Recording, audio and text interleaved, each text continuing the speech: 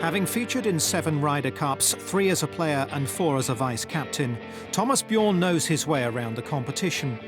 He played in the 2014 team after a vice-captaincy role in 2012, and now he's been asked to win back the Ryder Cup at Le Golf National in 2018. We caught up with Thomas after playing under Paul McGinley at Gleneagles in 2014. Hands down the best captaincy I've seen.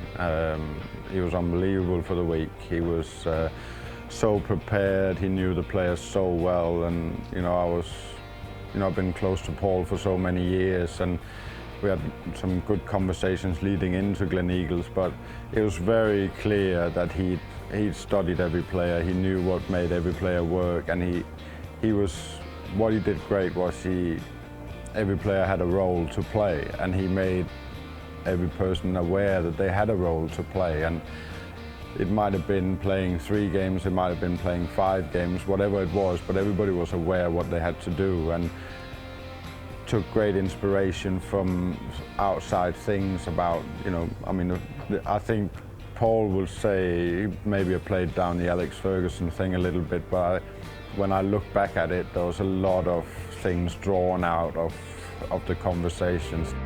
Following the USA's heartbreaking defeat at Medina, the appointment of 5-time Open champion and former winning captain Tom Watson seemed a positive step.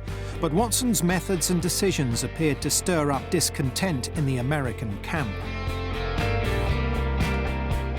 There was such a disappointment after Medina for the Americans.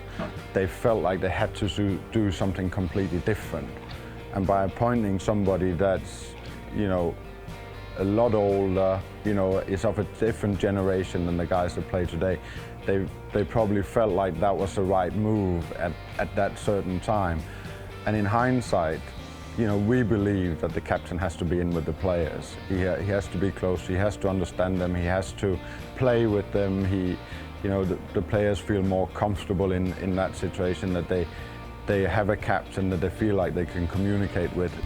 From the outside, it looked like, that he was doing a good job from where we were sitting. And I can only say as a player, if I had somebody like Tom Watson as a captain, I would be honoured to play under somebody like that, and I would give 100% to play under a player that I think we all look at as one of the best players of all time, and you've got to respect that. Bjørn's played under 3 victorious Ryder Cup captains, so he's well placed to judge what makes a good skipper, and believes the key to European success has been getting their many talented individuals to gel as a team.